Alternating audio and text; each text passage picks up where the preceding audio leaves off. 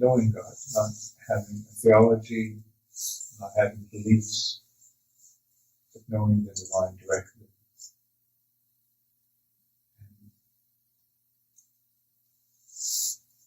And along with that, I think as lovers of God, seekers of God,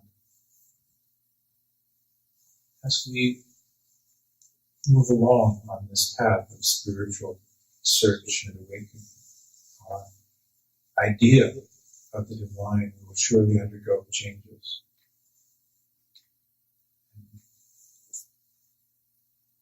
We have, as one of our great mentors, one of our great wisdom keepers, we have Rumi, who, with incredible creativity, is able to open up new understandings of what the divine is and why it's important, why there's no subject more important than this. Absolutely nothing more important than the subject of knowing God and making the divine the absolute center of our lives. So what does this mean? Recently, probably all of you are coming from an understanding of the divine that's informed by Islamic mysticism,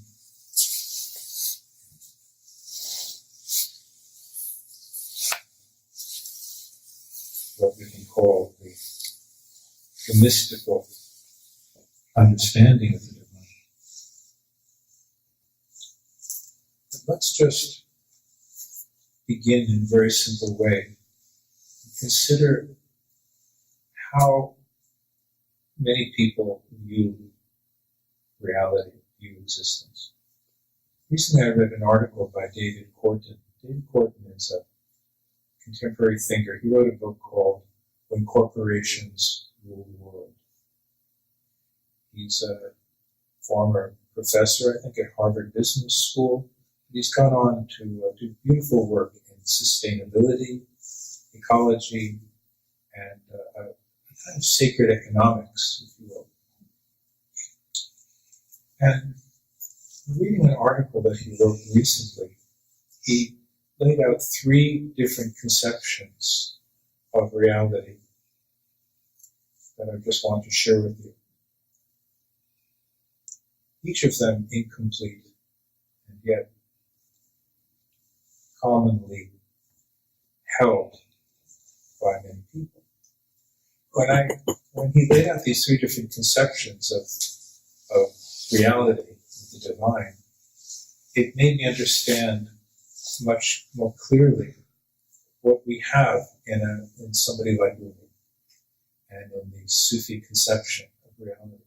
So just for contrast, I want to sort of lay this out to give us a context.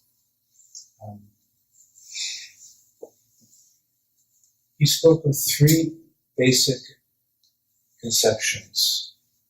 One concept of God is God as the ruling patriarch. It doesn't matter if we call him a patriarch. It's not about masculine versus feminine here. Let's call it the distant patriarch, the authority figure. Even if it were ungendered, it wouldn't make any difference. But the idea of this distant divine authority, whom we please by following his commandments in order to be saved from punishment and be rewarded with a privileged state in the afterlife. Okay. This is one concept. Common enough, right? We recognize this. Maybe it's even your concept, I don't know. Then another concept of existence, of reality, is the grand machine. And we live in this grand machine, and we are alone and powerless in this arbitrary, mechanistic cosmos. This is pretty much what you get at universities. This is the orthodoxy of the modern secular world. It's just an impersonal machine. I can picture the wheels turning around, and like you're a little mouse, you just better not step into the wrong gear at the wrong time or you'll be crushed. And it's all arbitrary existence within this grand machine of existence. Okay, those two. And then the third that David Corton offered us is mystical oneness. Mystical oneness. This one sounds good.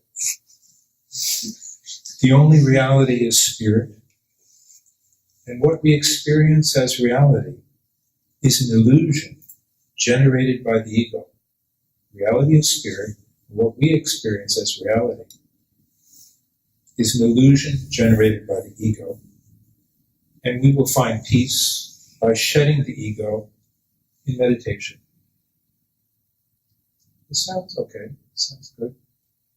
However, we're still nowhere near the Sufi conception. And this mystical oneness frame of reference views existence as an undifferentiated reality, abstract, impersonal, and we, our egos, create problems, create suffering, and the work is to undo that ego, to stop it doing all of that, what it does, and just shed it all, shed all the illusions of existence, and come into that pure, undifferentiated, mystical emptiness or mystical oneness. And I was surprised because this was all that David Corton could offer. I'm not criticizing him, but he said these are the three main options, although he recognized that none of them is entirely satisfactory, because even the last one, the first one is a bit basic and primitive, you may say so. And the last one doesn't leave us with any moral purpose, any reason to do anything other than what feels good. So each of these models captures a certain aspect of the truth, but it really ignores our responsibility to one another and our responsibility for the earth. I started by saying humanity is in need of a new conception of the divine. It's not a new conception because we find, if we go back in our tradition, we find that it's been there all along. We'll get to that soon enough. And there was another book review I read recently that was about a book that was a dialogue between two contemporary feminist theologians. One was Jewish, and one was a post-religious theologian. Now they're post-religious theologians. Okay, good. That's right. Considering many conceptions of religion that perhaps deserve to be left behind. Okay. Post-religious theologian. Two women, two very intelligent women. And their book was being discussed in a rabbinical school in London, and over the course of a semester. And the class basically fell into two groups. One group was holding to the idea of a personal, all-good, omnipotent God. Personal, all-good, omnipotent God. The problem with this is, what about evil? What about the sufferings of the innocent? What about the horrors we see all around us? So half the class was holding to that, and the other half of the class was holding to something more like some vague ground of being out of which we all arise. There was some sense of some kind of spiritual reality. But it's a mystery. We'll never know what it is. We'll never understand it. And it leaves us free to make our life choices according to whatever our individual selves determine. And pretty much, we're now talking about a group of people who are going to go on and guide others' souls. And I'm not singling this out because it happens to be a Jewish rabbinical school. It could be a Christian school of theology. It could be training, maybe not training for imams, but certainly there could be many honest Muslims who would divide in a similar way.